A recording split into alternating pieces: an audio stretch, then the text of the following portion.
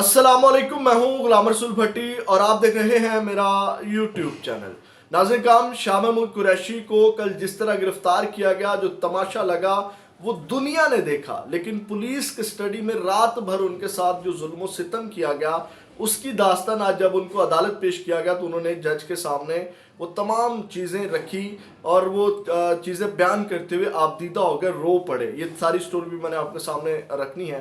और दूसरी जानिब नाज़रीन काम, अनाप परस्तों ने इस सारे मामले के अंदर शाह महमूद कुरैशी को कल जिस तरह गिरफ्तार किया गया, जग हसाई करवाई है, मुल्क को पूरी दुनिया में रुसवा करवा के रख दिया और इसके क्या बैड असरात पड़ते हैं इसके ऊपर भी बात करनी है। दूसरी जानिब नाज़रीन काम, शाह महमूद साइफर केस के हवाले से दो अहम दरख्वास्तें थी जिसके ऊपर इस्लामाबाद हाईकोर्ट में समाअत हुई है, उनका हवाल भी आपके सामने रखना है। और दूसरी जानिब इमरान खान साहब जो है वो हो सकता है कि लाहौर से इलेक्शन ना लड़ सकें, उनके कागजात के ऊपर क्या एतराज़ात लगाए गए हैं इसके ऊपर भी हमने बात करनी है। लेकिन तफसीलात में जाने से पहले हमेशा की तरह आपसे दरख्वास्त, चैनल को सब्सक्राइब कर लीजिएगा, बेल के आइकन को प्रेस कर लीजिएगा ताकि हर वीडियो का नोटिफिकेशन आपको मिल सके और वीडियो को लाइक ज़रूर कर दीजिएगा। आपके लाइक्स और कमेंट्स हमारे लिए बहुत ही हेल्पफुल है, आपकी जानिब से बहुत ज़्यादा हमारी मदद है। नाज़रीन काम, खबरों की तफसील की तरफ बढ़ते हैं। कल जो भी मामला हुआ पूरी दुनिया में इंटरनेशनल टेलीविज़न ने और अखबारात ने इसको रिपोर्ट किया और जब ये तमाम चीज़ें चल रही थी तो मैं ये सोच रहा था इसके कितने नेगेटिव असरात पड़े हैं कि 2 टाइम फॉरेन मिनिस्टर और 5 टाइम नेशनल असम्बली मेंबर रहने वाले शख्स के साथ जो जुल्म सितम किया गया है, तो बाहर वाले कंट्री के लोग क्या सोचेंगे, हमारे मुल्क को क्या असरात पड़ेंगे, ज़रा सुनिएगा। हमारे मुल्क को इस वक्त इन्वेस्टमेंट की ज़रूरत है, लोग यहाँ पे आके इन्वेस्ट करें, बिजनेस करें, कारोबार करें, हमारे मुल्क को इस चीज़ की ज़रूरत है। लेकिन आप अंदाज़ा करें जब हमारे फॉरेन मिनिस्टर के साथ इस तरह किया जाएगा, एक सीनियर सियासतदान के साथ इस तरह किया जाएगा, तो वो लोग क्या सोचेंगे इस मुल्क में आने से पहले कि जो इतना सीनियर सियासतदान सेव नहीं है तो हम कैसे जाकर के सेव होंगे, हम किस तरह वहाँ जाके इन्वेस्टमेंट करें, हम क्यों उस मुल्क में जाएं। अंदाज़ा करें कितने बुरे असरात पड़ते हैं। ये जितना भी ये तमाशा लगा शाह महमूद कुरैशी को गिरफ्तार करने के हवाले से, ये होती है जग हसाई। वो जो साइफर वाली जग हसाई है वो नहीं जग हसाई, ये जग हसाई हुई है। वो तो इज्जत वाला मामला था, वो तो इमरान खान ने दुनिया के सामने रखा कि हमारे मुल्क में इंटरफेयर किया जाता है, हमारे मुल्क की सियासत में मुदाखलत की जाती है। तो नाज़रीन काम, ये तमाशा जो लगाया गया इसके कितने बैड असरात पड़ते हैं आप सोच भी नहीं सकते। अब आते हैं शाह महमूद कुरैशी के साथ जो रात भर गुजरी, उनको आज फिर एक दहशतगर्द की तरह हथकड़ी लगा करके पेश किया गया। भारी नफरी थी पुलिस की और उसके बाद उनके ऊपर मैं आपको भी बताऊँ 12 मुख्तलिफ मुकदमात बना दिए गए 9 मई के हवाले से मुख्तलिफ जगहों के ऊपर। और फिर जज ने उनकी हथकड़ी बाद में खुलवा भी दी। तो नाज़रीन काम, जब समाअत हुई तो उन्होंने कहा मुझे सुप्रीम कोर्ट के 3 जजेस ने रिहा करने का हुक्म दिया, लेकिन इसके बावजूद मुझे 3 MPO के तहत गिरफ्तार किया गया। रात मुझे गिरफ्तार किया जाता है, सुबह आकर कहा जाता है कि आपको रिहा कर रहे हैं। मैंने कहा क्या वजह है जिस पर कहा जाता है कि केस में सकम है। उन्होंने कहा मुझे एक हुक्मनामे के बाद गिरफ्तार किया जाता और फिर ऑर्डर वापस लिया जाता। मुझे 26 दिसंबर को गिरफ्तार करने का हुक्म दिया और फिर हाथ से तारीख काट कर 27 लिखा गया। अभी जेल की हदूद में था कि पंजाब पुलिस ने जिस तरह गिरफ्तार किया वो आपके सामने है। उन्होंने कहा मुक्के मारे गए और जो है वो मतलब उन्होंने बताया कि जो SHO हैं उन्होंने मुझे मुक्के मारे, लात मारी, SHO इशफाक ने मुझ पर तशद्दुद किया। ये वो अपनी दास्तान सुना रहे हैं रात वाली, जो जेल कस्टडी में उनके साथ तशद्दुद किया गया। नाज़रीन काम, आप अंदाज़ा लगाएं, मुक्के मारे गए, लाते मारे गए, यहाँ तक नहीं उन्होंने कहा कि मैं बताता रहा कि मेरे सीने में जो है वो तकलीफ़ हो रही है, मुझे किसी डॉक्टर के पास ले जाए। तो आगे सुने कहते हैं किस डॉक्टर के पास जाना आप पसंद करेंगे। तो नाज़रीन काम, इस तरह की जो है वो सिचुएशन रही। और उन्होंने कहा कि उसके बाद महज ब्लड प्रेशर देखने की मशीन थी, जिस डॉक्टर को उन्होंने चेकअप के लिए बुलाया उसके पास सिर्फ ब्लड प्रेशर चेक करने की मशीन थी। और उन्होंने कहा कि PT रहमान मजीद कहा कि आप कुरान पाक मंगवा लें, मैं हलफ देता हूं कि 9 मई को मैं रावलपिंडी पंजाब में नहीं था बल्कि कराची में था। मेरी बीवी आगा खान अस्पताल में थी जिसके पास में मौजूद था। पैमरा से रिकॉर्ड मंगवा लें, मैं कराची में मौजूद था। उनका कहना था मुझसे बयान लेना चाहा, लेकिन मैंने वकला के सामने बयान देने का फैसला किया। मुझे सख्त तरीन सर्दी में रखा गया, रात नींद तक ना आई, मुझे जिस्मानी और जहनी तौर पर टॉर्चर किया गया और तशद्दुद किया गया।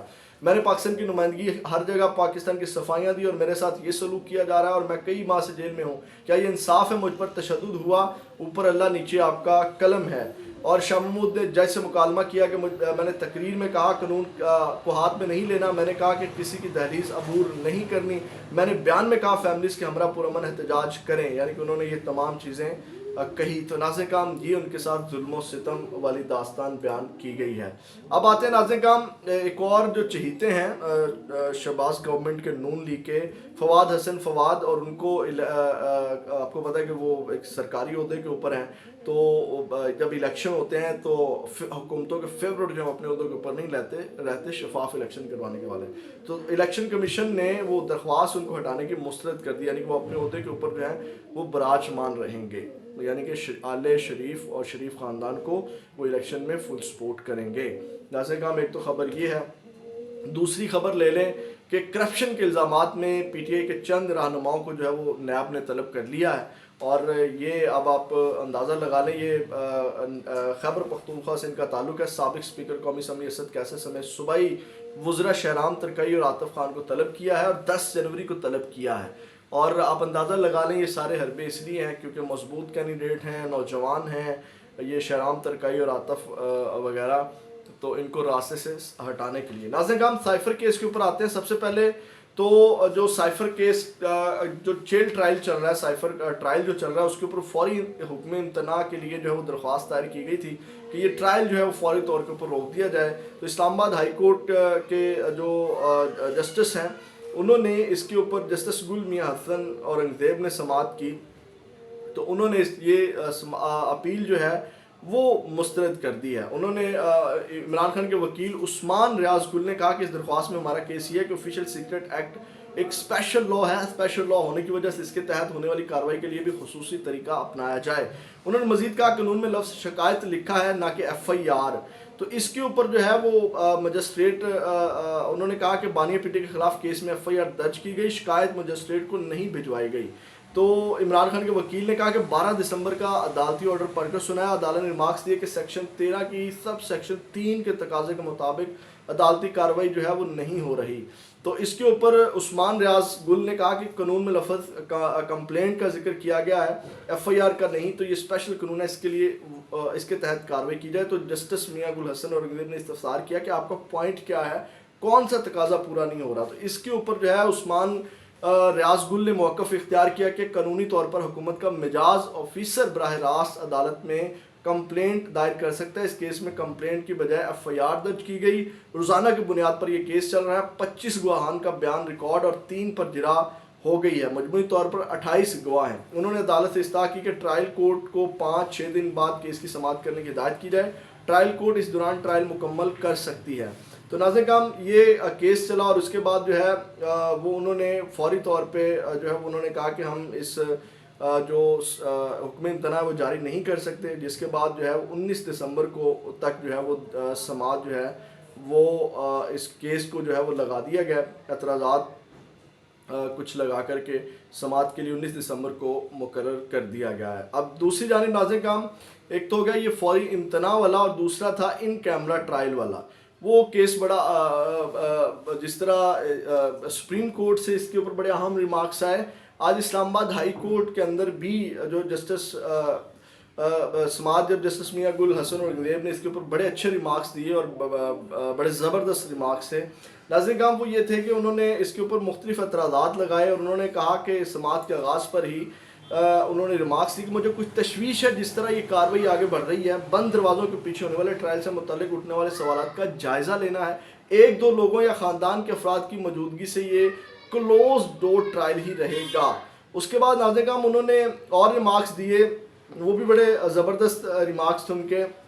انہوں نے کہا کہ ہم اس ججمنٹ میں اوپن ٹرائل کو سمجھنے کی کوشش کی ہے، کیوں نہیں سمجھتے؟ 1923 میں انسانی حقوق بنیادی حقوق دنیا کو معلوم نہیں تھے، یہ میرے سامنے فرسٹ امپریشن کا کیس ہے، اسٹیٹ کی سیفٹی کمپرومائز نہیں ہونی چاہیے۔ سپریم کورٹ کا فیصلہ دیکھیں، وہ کہہ رہے ہیں مٹیریل کافی نہیں ہے، ٹھیک ہے۔ انہوں نے کہا کہ اٹارنی جنرل نے جو کیس بنایا ہے، اٹارنی جنرل کا جو مواد ہے اس کیس کے حوالے سے وہ بھی ناکافی ہے۔ اس کے بعد ناظرین کرام جو اور اس کے علاوہ بڑے اہم ریمارکس انہوں نے دیے کہ اس طرح نہیں ہوتا کہ کوئی مطلب یہ لوگ آ جائیں، جس طرح مخصوص لوگوں کو بلایا جاتا ہے، فیملی آ جائے، یہ وکلا آ جائیں، تو اس طرح بھی جو ہے وہ ٹرائل نہیں چلتے، یہ بھی ان کے اہم ریمارکس تھے۔ जिस तरह नाज़रीन का उन्होंने कहा कि ओपन ट्रायल क्या है, ये वाजे कर चुके हैं, तुम आ जाओ, ये ओपन ट्रायल नहीं होता। ओपन ट्रायल में जो चाहे आ सकता है, मीडिया को इजाज़त है कि जो चाहे आ सकता है, ऐसे नहीं होता। इस बारे में बाकायदा ऑर्डर होना चाहिए। क्या जिरा मीडिया की मौजूदगी में की गई ये बड़े अहम रिमार्क्स आ जाए साइफर केस के हवाले से, या साइफर केस कितना कमज़ोर है आप यहाँ से अंदाज़ा लगा सकते हैं। अगली वीडियो में आपके साथ दोबारा मुलाकात होगी। अपना बहुत ज़्यादा ख्याल रखिएगा। पाकिस्तान जिंदाबाद।